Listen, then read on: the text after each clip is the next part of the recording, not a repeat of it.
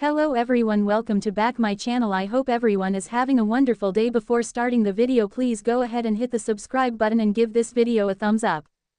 In this week's Young and Restless soapbox column, my colleague Candy groused, and understandably so, that the terrible thing that Mariah did while out of town had taken place off screen. As if viewers wouldn't want to watch actual drama unfold. But what struck me wasn't that. By now I'm used to this show avoiding excitement at every turn. It was Sharon's reassurance of her daughter. One bad act, the therapist insisted, doesn't make Mariah a bad person. Okay, but how about a whole bunch of them? I'll grant you, having a psycho like Ian Ward as a guiding force in her life would have warped anybody. But Mariah has a long history of misdeeds, from her criminal past in Portland to her deal with Victor to gaslight Sharon by pretending to be Cassie. Whether we forget it now, the show has altogether forgotten the fact that Mariah stalked ex-fiancé Tyler after cheating on him. She also terrorized his then-significant other Abby. And once Mariah got together with Tessa, she cheated on her, too. Remember Lindsay? Some of us do. For some reason, Young and Restless has also decided to whitewash Tessa's checkered past. Sharon reminded Mariah that her wife was kind and good. Is she, though? Sure, she's been on the straight and narrow for a while now, but once upon a time, Tessa was hell on wheels. She didn't even need the wheels. Do we need to do a flashback to the time that, during Terrius' relationship, Tessa blackmailed Nikki into paying her $250,000 to keep from revealing evidence that she'd been involved into JT's death? These characters are supremely flawed, damaged, even. And that's okay. That makes them terrific for a soap. So why is Young and Restless trying to rewrite history and tidy up the messiness to make them both out of be saints? Young and Restless is rewriting history in a big way, and for what? Soap operas thrive on drama, deception, and daring plot twists, but lately, The Young and the Restless seems to be taking things a step further, by rewriting its own history. For a show that has gripped viewers for over 5 decades with its iconic characters, sprawling family legacies, and intricate love triangles, that's no small move. The question on fans' minds isn't just what's happening, it's why. In recent months, sharp-eyed viewers have noticed some troubling inconsistencies. Long-established storylines are being quietly undone. Character backstories are being reinterpreted or ignored. Major events that once shaped Genoa City's DNA are being treated as if they never happened. It feels like the past is being scrubbed clean, or rewritten with a different agenda.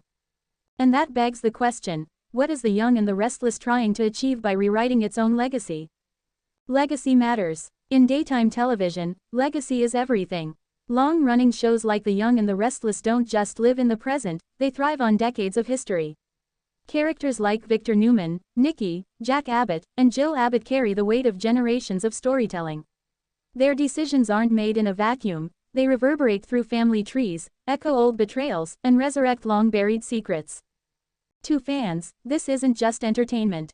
It's continuity, it's lore, it's emotional investment built over years, often decades. That's why sudden changes to established facts feel like a betrayal. When the canvas gets wiped clean, the viewers who've stayed loyal through every twist, recast, and resurrection can feel cheated. It's not just bad memory, it's revisionism. Who is this for? One of the most head-scratching elements of this shift is trying to figure out the intended audience. Is it new viewers? If so, it's an odd choice. Newcomers may appreciate a clean narrative slate, but they also turn to long-standing soaps for the richness of their mythology. If the goal is to simplify the story, why lean on characters whose very appeal lies in their complicated pasts? Is it for casual viewers who dip in and out? Possibly, but casual fans rarely dictate long-term storytelling decisions. They're not analyzing dialogue for discrepancies. They're not comparing current plots to what happened in 1993. That level of engagement comes from the loyal fanbase, the same fans who notice when a character's age, parentage, or motivations have been subtly or not so subtly altered. The Diane Jenkins resurrection. A perfect example of Y&R's historical rewrite is the resurrection of Diane Jenkins. Her death in 2011 was not just a dramatic plot point, it was a defining moment. Multiple characters were affected. The murder mystery surrounding her death was a major arc. But in 2022, Diane returned alive, with a weak backstory involving fake death, secret hiding, and vague motivations. This wasn't just a case of stretching soap logic, it rewrote key history. Characters who mourned her, accused one another of killing her, or were traumatized by the fallout are now expected to accept this return as just another Tuesday in Genoa City. The emotional truth of that storyline has been sacrificed for a twist. The Chancellor Winters revision. Another instance is the Chancellor Winters merger arc. Historically, Catherine Chancellor was a formidable matriarch with deep ties to the Abbott, Newman, and Winters families. Her will and estate caused major upheaval in the past. But suddenly, her legacy is being manipulated to elevate newer characters, rewrite who her true heirs are, and shift the corporate balance in ways that feel inconsistent with the past. While soaps do evolve, and businesses change hands, there's a difference between growth and rewriting. Catherine's impact wasn't just about shares, it was emotional, moral, and symbolic. Reducing it to a plot device does her character, and her legacy, a disservice. Ignoring past crimes and redemptions. Another unsettling trend is the selective memory regarding characters' past crimes. Adam Newman's moral grayness has always been compelling. But lately, the show seems intent on turning him into a misunderstood anti-hero, ignoring or downplaying major transgressions like stealing a baby or gaslighting Ashley. These weren't minor infractions, they were seismic events in the show's canon. Likewise, Phyllis Summers, once a scheming vixen with an unforgettable redemption arc, is being repositioned as a constant victim, even as she repeats old patterns. Her growth, which was hard-won and beautifully portrayed, now feels erased for the sake of plot convenience. Soap amnesia, or narrative laziness. It's one thing to bring back a dead character with a wild twist. That's soap tradition, but it's another to erase motivations, ignore cause and effect, and pretend that long-established truths never existed. At best, this is narrative laziness. At worst, it's a misunderstanding of what makes soaps work. Fans will accept the improbable, a character surviving an explosion, an evil twin, a miraculous cure, if the emotional and historical logic remains intact. But they won't accept sloppy storytelling that forgets its own roots. The price of relevance. Some speculate that the show is trying to appeal to a younger audience or modern sensibilities. That may explain why legacy characters are being pushed aside in favor of newer faces, or why dramatic shortcuts are taken to move plots quickly. But relevance shouldn't come at the expense of authenticity.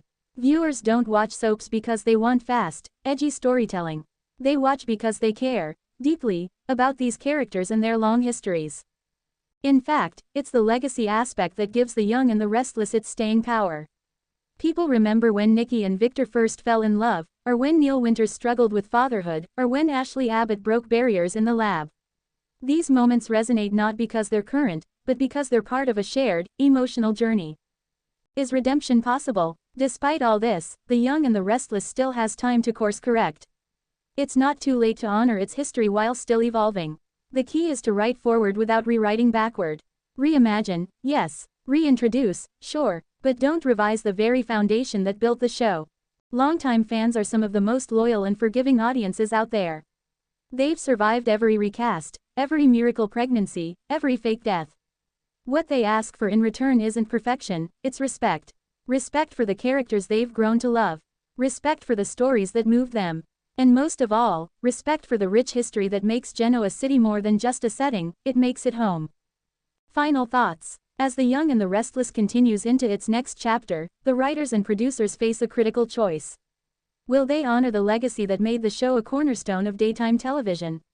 Or will they continue down the path of convenience, where emotional truth is sacrificed for temporary drama? Rewriting history may provide short-term shock value, but it comes at a cost. And when that cost is viewer trust, even the most dramatic plot twist may not be worth it. After all, if the past doesn't matter, why should the future? Thanks for watching this video and please subscribe our Update World 24 YouTube channel for more update news.